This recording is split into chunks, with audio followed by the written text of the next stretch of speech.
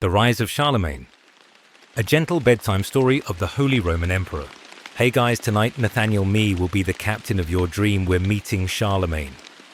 You're about to drift off into a tale of one of the greatest rulers in history, the Holy Roman Emperor who shaped Europe's future in ways you might not even realize.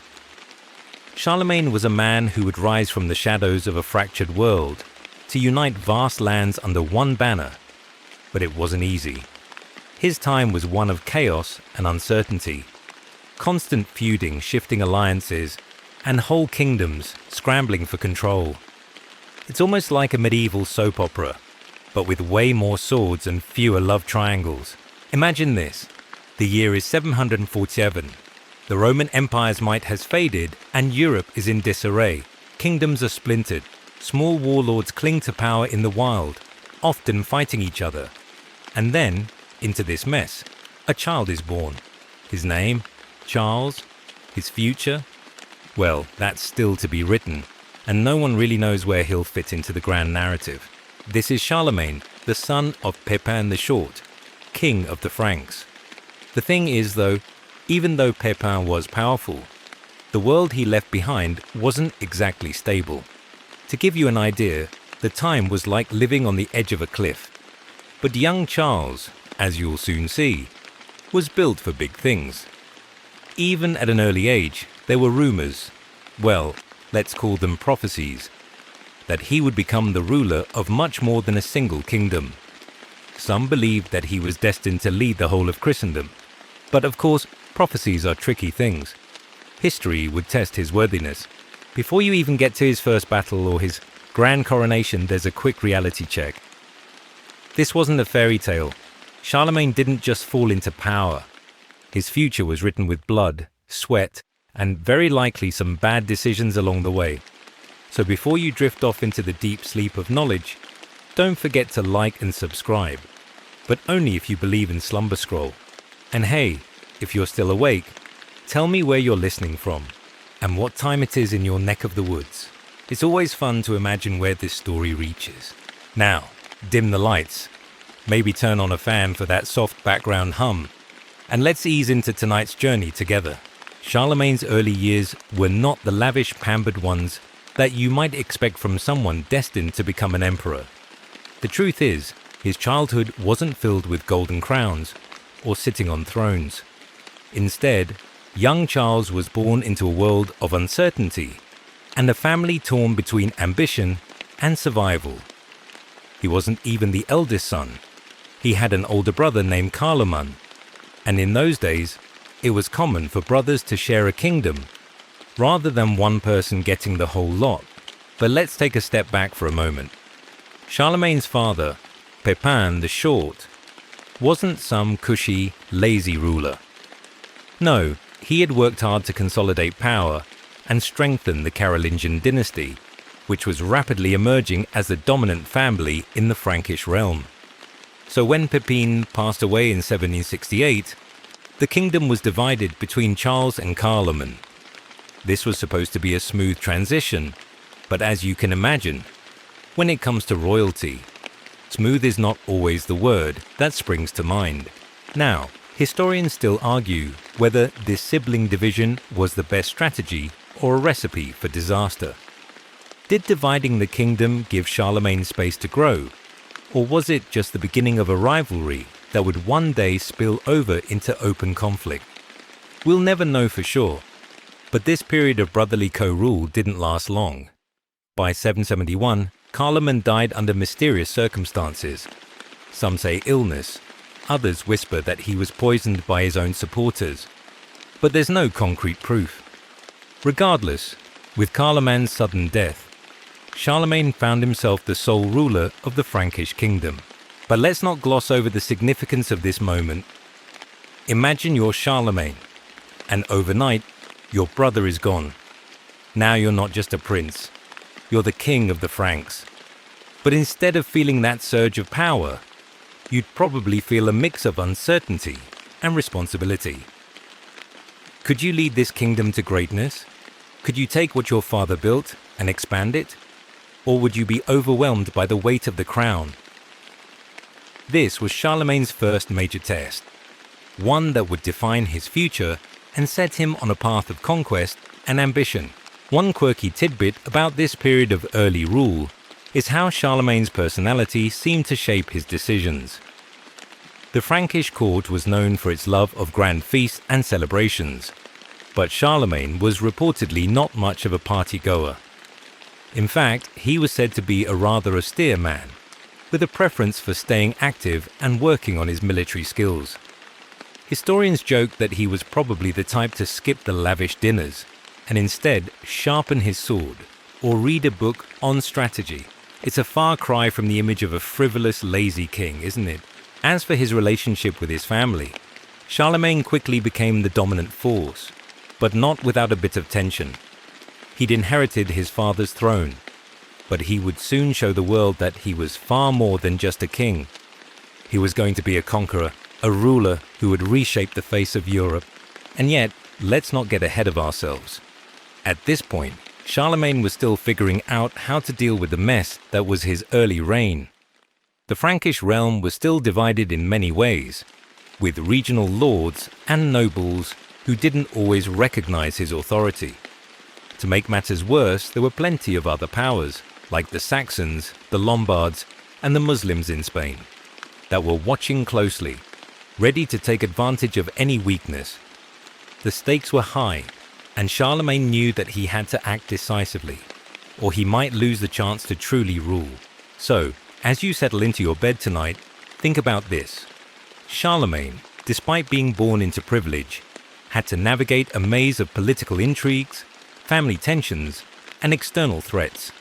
It wasn't an easy road ahead, and the challenges only grew tougher as his reign progressed. But this is where his story really begins, at the crossroads of power, ambition, and the restless heart of a young king. Now that Charlemagne had sole control of the Frankish kingdom, he quickly realized that the real battle wasn't just about winning wars. It was about holding on to power, especially when your family members were still lurking in the background, ready to test your resolve. Charlemagne had inherited not just his father's kingdom, but the lingering distrust and rivalries that came with it. His brother Carloman's sudden death was still fresh, and the nobles in the court were divided. Some had backed Carloman during his life, and they weren't necessarily thrilled about following Charlemagne now. It wasn't just about family, it was about keeping an empire together in the face of suspicion and unrest. Historians still argue over whether Charlemagne saw his brother's death as a golden opportunity, or if he genuinely felt sorrow and regret for the rivalry that had defined their relationship. Some suggest he took the reins swiftly, knowing that hesitation could spell disaster. Others believe that Charlemagne might have been burdened with guilt, the weight of being the sole survivor in a kingdom now entirely dependent on him. Either way, the next few years were marked by Charlemagne's need to secure his position, and he didn't waste time. He quickly moved to neutralize his brother's supporters, essentially reminding the court that he wasn't afraid to use force if necessary.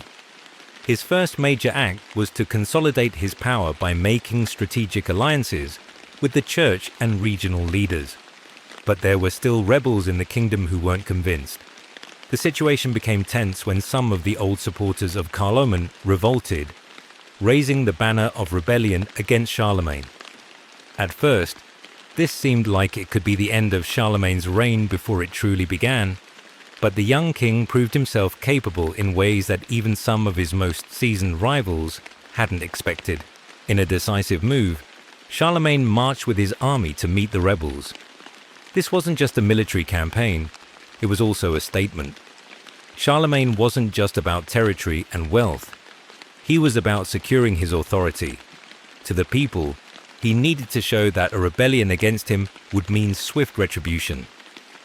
The campaign was brutal, and although the details of what happened during those battles are fuzzy, history doesn't always give us the juicy bits we want. It was clear that Charlemagne was willing to crush anyone who threatened his rule. One quirky little fact here: Charlemagne, despite his military prowess, was never really known for being a flashy general. Unlike some of his contemporaries, he didn't seek out grandiose victories with flamboyant displays of heroism. Instead, he focused on practical, efficient campaigns. It's like he was the king of business, not the king of drama. No bravado, no speeches before battle, just the job getting done. A rather unroyal approach, wouldn't you say? But it worked. When the rebellion was finally squashed, Charlemagne had solidified his rule not just through military might, but through the message it sent. There would be no more divided kingdoms, no more back and forth with feuding brothers. He was in charge now, and no one would forget it. His authority was finally unchallenged, and the next chapter of his reign would see him expand his empire even further. Of course, as every ruler knows, maintaining power doesn't mean you get to just sit back and relax. Charlemagne wasn't the kind of man who would let his kingdom stagnate. His attention turned to the lands beyond the Frankish heartlands, lands that were filled with pagan tribes and ambitious kings who were just waiting for a chance to take down this new king. Charlemagne knew that in order to build a lasting empire, he would need to expand, and the Saxons, to the north, were his first target. The Saxons were a tough, fiercely independent people, and they had been resisting Frankish influence for years. Charlemagne knew that in order to truly unify his kingdom and secure his legacy, he would need to break the resistance of the Saxons. This would become the most daunting and long-lasting military campaign of his career. But before we get into the blood and grit of those wars, let's pause and think about this. Charlemagne's decision to expand wasn't just about conquest. It was about belief too. The Saxons weren't just another tribe. They were pagans, and Charlemagne, like many rulers of his time, believed that the spread of Christianity was a divine mandate. So, as Charlemagne prepared to march into Saxony, he wasn't just thinking about territory. He was thinking about salvation. He truly believed that if he could convert the Saxons to Christianity, he would be doing something more than just conquering land. He'd be saving souls. Whether that's a noble sentiment or a convenient justification for war is still debated among historians. But for Charlemagne, it was clear. To unite Europe, he would need to bring the Saxons into the fold. Now, let's talk about Charlemagne's military expeditions. If you thought this was going to be a tale of peaceful diplomacy and strategic alliances, think again. Charlemagne didn't get to be a king by sitting around hoping for peace. His reign would be defined by one long, blood-soaked struggle to expand and fortify his kingdom. And the Saxons were just the beginning. When Charlemagne set his eyes on the Saxons, he wasn't just picking a fight with a neighboring tribe. The Saxons were a deeply proud, stubborn people who had long resisted any form of outside authority. They weren't impressed by Frankish claims to divine right or royal bloodlines. In fact, for generations, the Saxons had fiercely protected their independence, resisting the growing influence of Christianity and the Frankish kings. Charlemagne, ever the determined ruler, wasn't about to let this challenge slide. But before we jump into the bloody details of battle and conquest, let's take a quick detour. There's something unique about Charlemagne's approach to these wars. Unlike many conquerors of his time, Charlemagne didn't want to just destroy the Saxons. He wanted to change them. Historians still argue whether he was driven more by a desire for power or a genuine belief in spreading Christianity. But either way, the result was the same. Charlemagne's campaigns against the Saxons would last over 3 decades. That's right, 3 decades of brutal conflict. In 772, Charlemagne launched his first major campaign against the Saxons. The initial battle wasn't a huge success for the Franks. Charlemagne's forces were still learning the terrain and dealing with guerrilla tactics that the Saxons employed.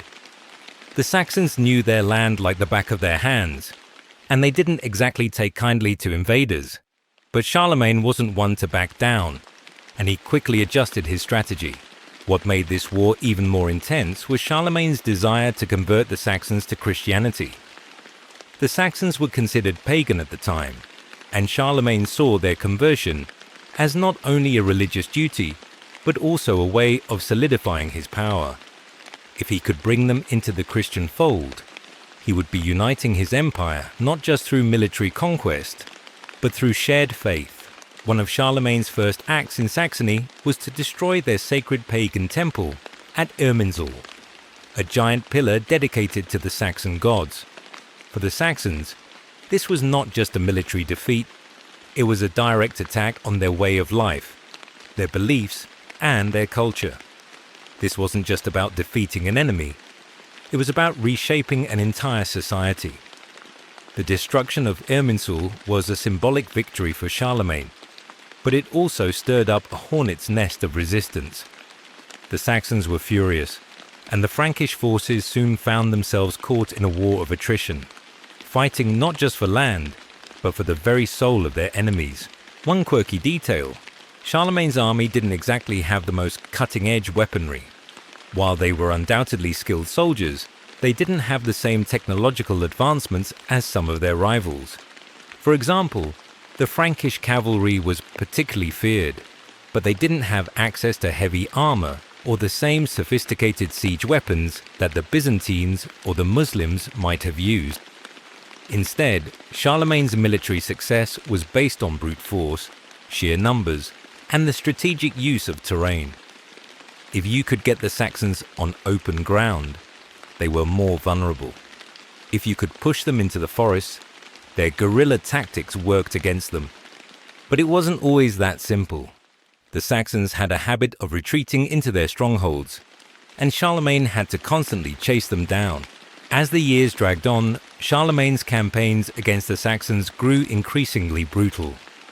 Whole villages were razed to the ground, and many Saxons were forced to convert to Christianity at the point of a sword. In fact, in 782, Charlemagne ordered the infamous massacre of Verdun, where 4,500 Saxon prisoners were executed after they had been captured in battle. This event remains one of the darkest chapters of Charlemagne's reign, and historians still debate whether it was a necessary military action or an act of excessive cruelty. Was it a cold, calculated move to break the spirit of the Saxons, or was it just the inevitable result of a long and brutal war?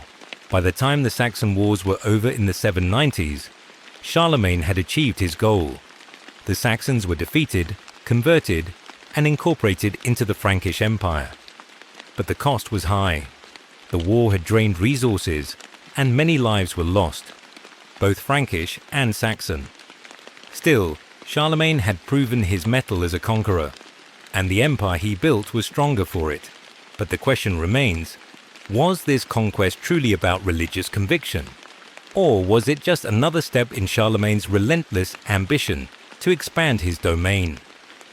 Some scholars believe it was a combination of both, a complex mix of piety and power that drove Charlemagne to reshape Europe. Others argued that Charlemagne was simply using Christianity as a tool to control his subjects and legitimize his rule. Either way, the result was the same. The Saxons were brought into the fold, and Charlemagne's empire grew stronger. This campaign, though brutal, was just one chapter in Charlemagne's larger story. But it wasn't the last time Charlemagne would wage war for the sake of unity. His next battles would stretch beyond Europe and involve even more complex political maneuvering. Well, it's time for bed. Are you looking forward to seeing the next part? Then don't forget to leave a comment below, and have sweet dream, my crews. We'll meet again.